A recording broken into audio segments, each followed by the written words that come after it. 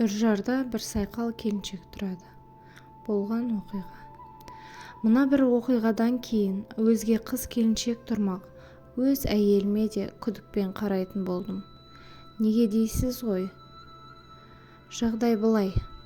Жақында жаздың шіліңгірінде Алматыда сасып жата бермейік деп отбасымды алып Алакөлге тартып кеттім.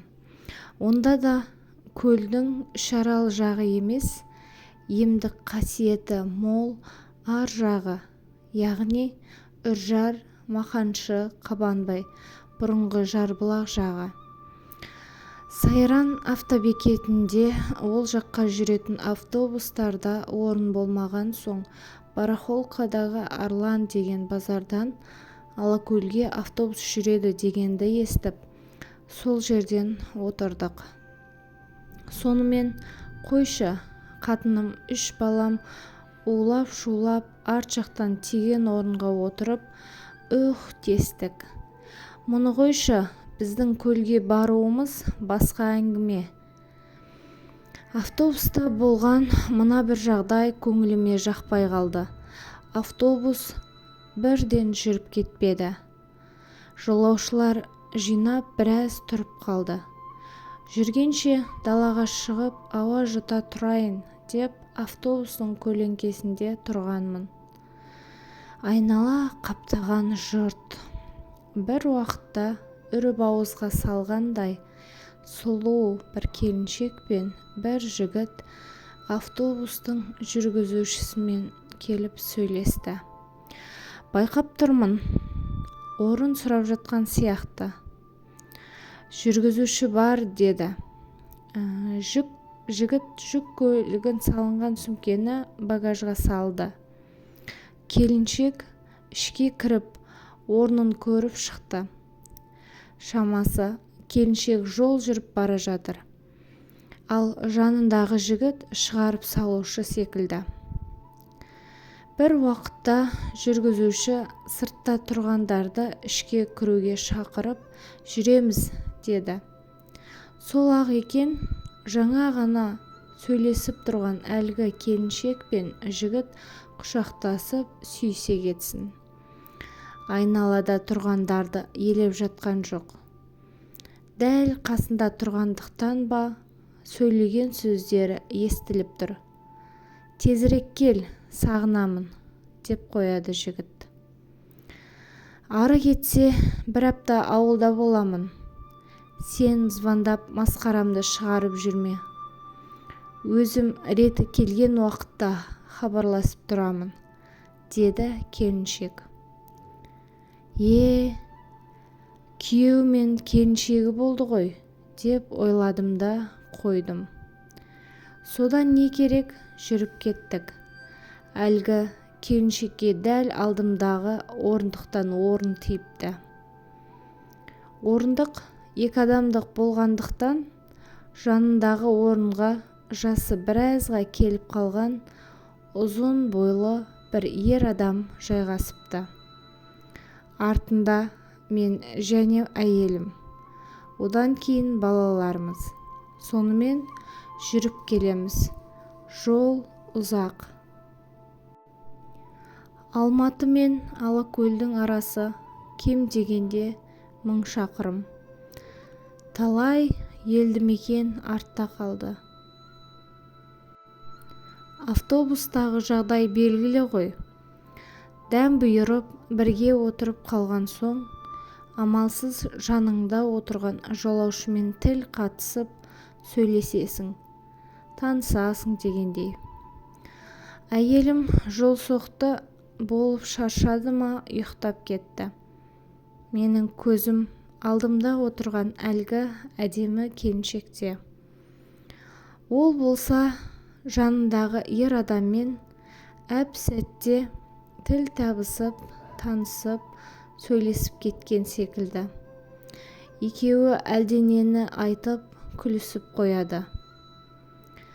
Мына еркектің аузынан салымы бар екен, деп ішімнен қызғанып қойып отырмын.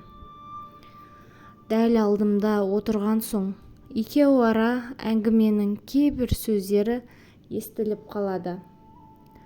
Ұққаным, келіншек Алматыдағы бір шағын кәсіпорында бухгалтер екен. Отбасы ауылда көрінеді. Шамасы олар бұдан біраз уақыт бұрын кетіп қалған секілді. Ал келіншек бітпей жатқан жұмыстарын бітіріп, енді шыққан. Әрине, біреудің сөзін аңдып, тыңдап отырған ыңғайсыз. Бірақ бәрі көз алдымда болып жатқан соң, құлағымды қалай бітейін, көзімді қалай жұмайын. Ойпырмай, әлгінде шығарып салған жігіт кім болды екен? Сағынамын, тез кел, деді. Әй, мына келіншек сау сиырдың боғы емес-ау. Өйткені күйеуім мен қызым ауылға ерте кетіп қалған деп отыр ғой. Апырай, деп біртүрлі болып қалдым. Жолда автобус бір елді мекенге тоқтап, жолаушылар тамақтанып алды. Ары жүріп кеттік. Кеш батып, автобус іші қараңғы тартты. Жұрттың көбі ұйықтап кеткен. Менің де көзім ілініп кетіпті. Автобус бір шайқалғанда оянып кеттім. Бірден алдымда отырғандарға қарағанмын. Не көрді дейсіздер ғой?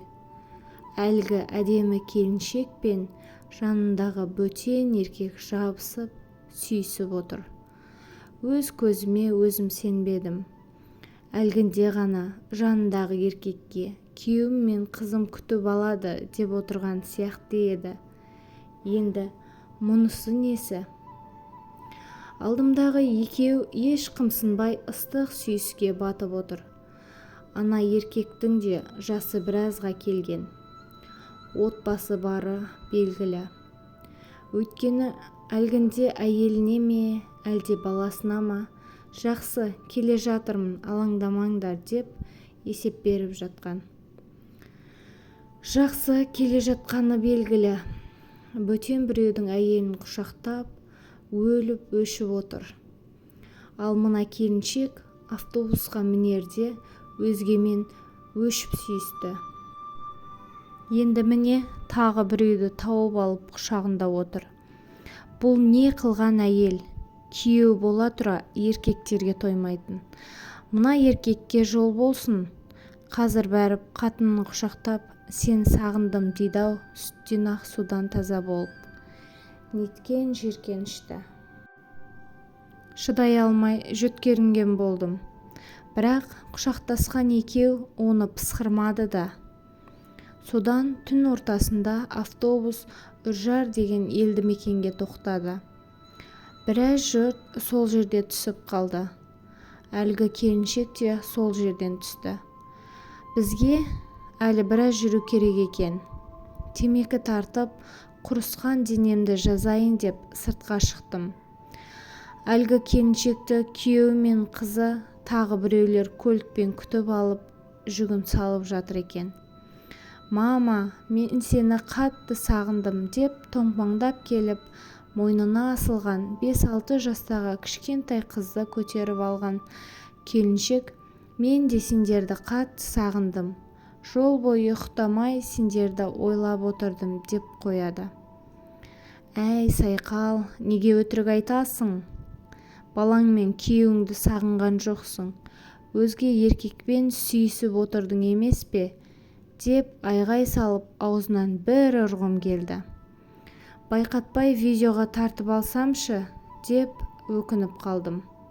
Міне, сені мамаң осылай сағынды деп көрсететін деп бір ойладым. Автобус Алакөлге қарай жүріп кетті. Бірақ ойымнан әлгі келіншек кетпеді. Неткен опасыз жүргіш қатын еді. Шындығында қазір осындай тауық махаббат құратын қыздар да, келіншектер де тым көбейіп барады. Бұл үлкен дертке айналып кетпесіне кім кепіл? Осы оқиғадан кейін қойнымдағы қатыным да күдікпен қарайтын болдым. Алыс жолға жалғыз жібере қоймаспын. Сіз ше, әйеліңізге сенесіз бе? Әңгіме ұнаса, менің арнама жазылуды ұмытпаңыздар.